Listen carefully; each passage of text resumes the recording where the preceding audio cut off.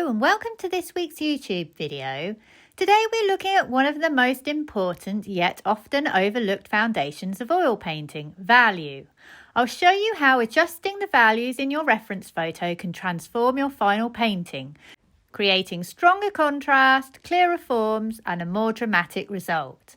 I'll walk you through the value issues in my own reference photo, how I break an image into lights, midtones and shadows, and the simple adjustments that make it more paintable.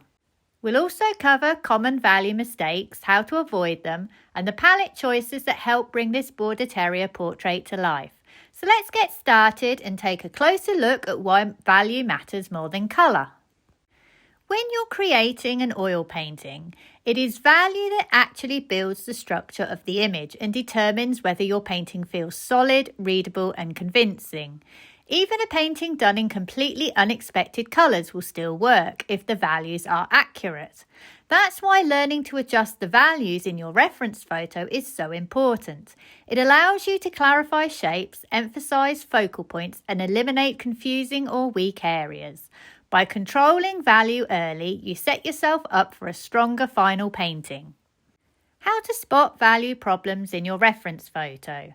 Let me show you the reference photo I used for this painting. Whilst it's a lovely clear image and I have very obvious colour blocks of warm brown and cool grey, the brightness of the light has blown my values. If I turn it into black and white, you'll see how similar these are across the face. A bigger range of values will give me a better painting. Therefore, I need to adjust this photo a little to make it a bit more dramatic. Understanding light, midtones and shadows. To adjust values effectively, you need to understand how light behaves.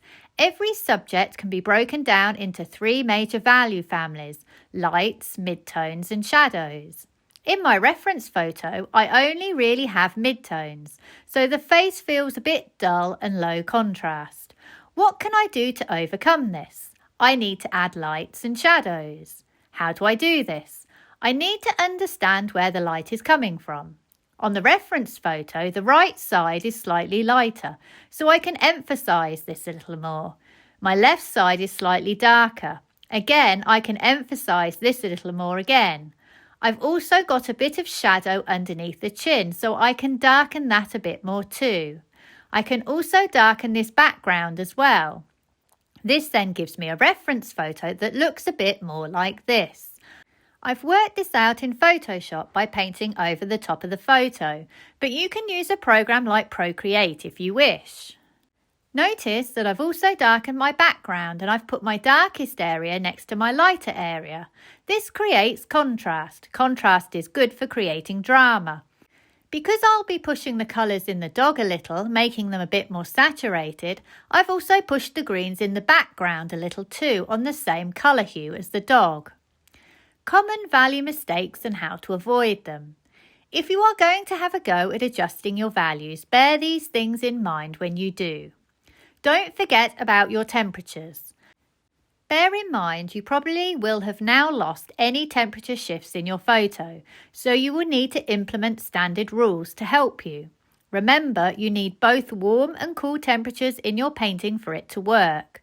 Pay attention to the type of light you are dealing with. Is it cool light or warm light? I would say my dog is sat in a shaded area, so my light is cooler. Therefore, I will have warmer shadows. Remember the rule, cool light equals warmer shadows. Try and integrate your subject into its background. If you use completely random colours in your painting, you will probably not read as well as if you stick to the harmonies in your colour palette. Here I kept my green background but darkened it slightly and used the colours I mixed for my dog to help make that green. This helped make my border terrier look harmonised. Don't try and work out your value changes and temperature changes as you go along. You'll get in a terrible mess. Do this before you start so you have solved all the problems you face before you begin. Let's now have a look at the colours I used.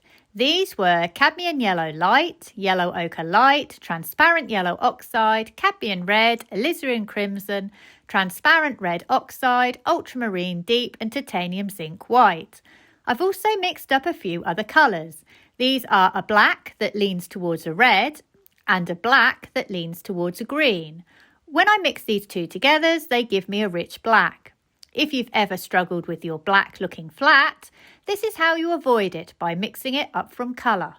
I've also mixed up a red leaning purple, it looks a bit more like a brown, 2 oranges and another green.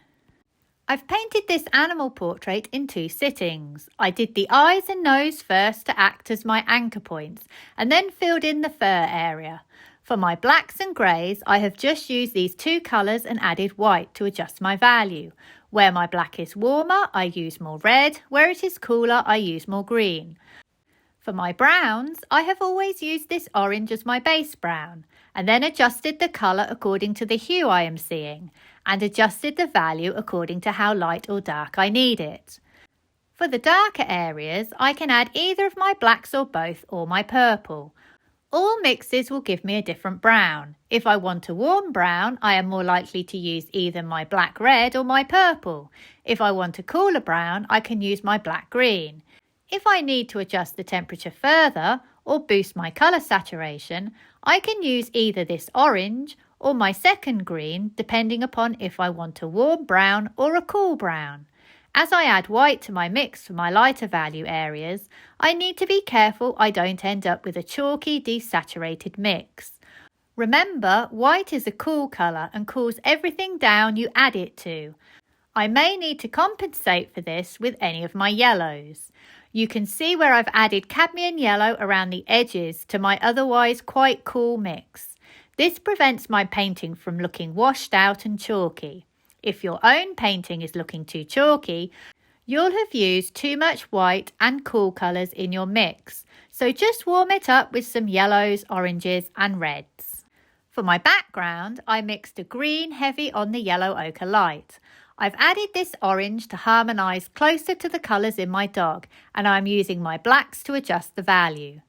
The result is a border terrier painting that looks more dramatic than my original reference photo.